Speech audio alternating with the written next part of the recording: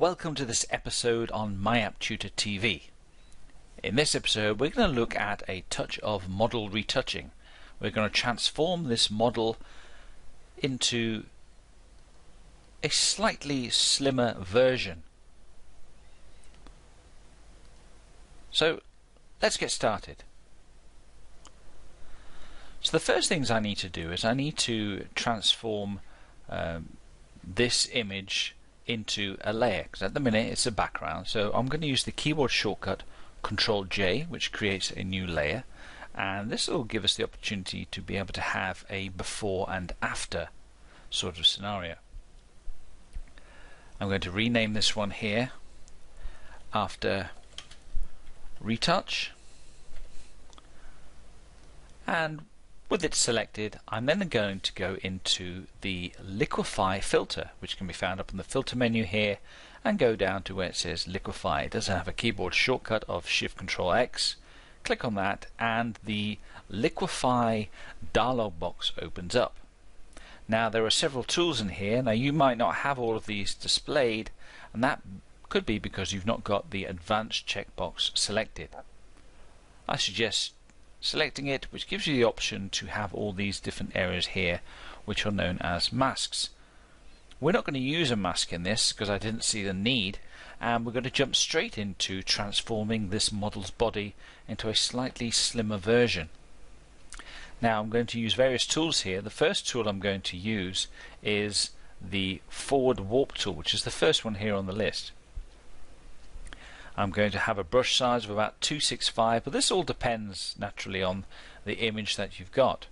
This image requires this sort of size here, and then all I'm going to do, and the way it works is the center of the circle is the strongest point, and that has a fall off to the edge of the circle. So if I was here and I started moving it, well, you see it's not really affecting the edge of her arm very much, but it's affecting the C area behind quite a lot. It affects it more to the center of the circle. Just Control Z that.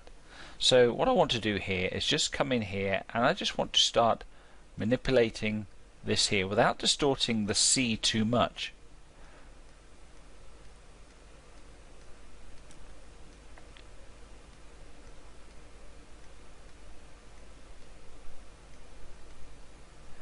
Now this has got us a certain distance there, but I'm just going to increase the size of this just a little bit more, not too much, just enough here, just to push these in a bit like so, and just drag them down. Now I'm going to come to the edge here and just pull this off because we started getting a bit of the background creeping in there. And we can do that again. I'm just dragging the leg down, making that a little bit wider, and just drag the background in here. Now what I need to do here is I need to move this hand left a bit, because I need to narrow off the waist on the right hand side, and if I narrow it off too much it'll still bulge out near the hand here. So I'm going to just grab the whole hand and I'm just going to move it in a touch and slightly up like so, and then I'm going to use this tool here, which is the push left tool.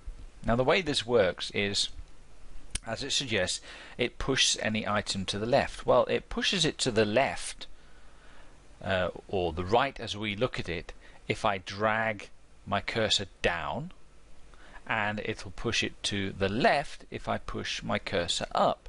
So here goes. This is the way it's going to work. So as you can see, I'm coming in here and it pushes this in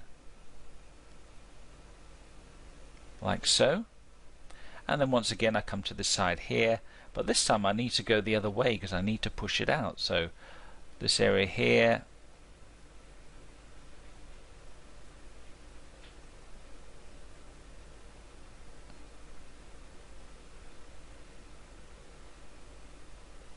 I'm going to come in here and I'm going to push the arm up as well. Now you will notice that it's creating a bit of distortion in this area here. I'm just going to come back to the push tool here, and I'm just going to just drag the arm just down a smidgen because I think it needs to be. like so. I'm going to pull her shoulder up a touch as well. And then just finishing off the legs here, what I'd like to do is I'd just like to increase the size of her breasts just a touch, because I think it suits them, and just move them up slightly. So I'm just going to change the size of this just so it's about the size of them, and then they're just going to get moved up ever so slightly, and this one. And then I'm going to use the bloat tool here, and the bloat tool is, as it suggests, bloats anything, and the way that it works is simply just by clicking in the areas that you want to increase or bloat, like so. And once you're happy with the result, let's just click OK. We'll come back to our image here, and let's have a look at our before and after. So this was after and this was before. Now you do see that we've got a bit of waves going on here, but without knowing what that looked like behind, you'd probably get away with it. And there you go, that is our short tutorial on retouching a model's figure.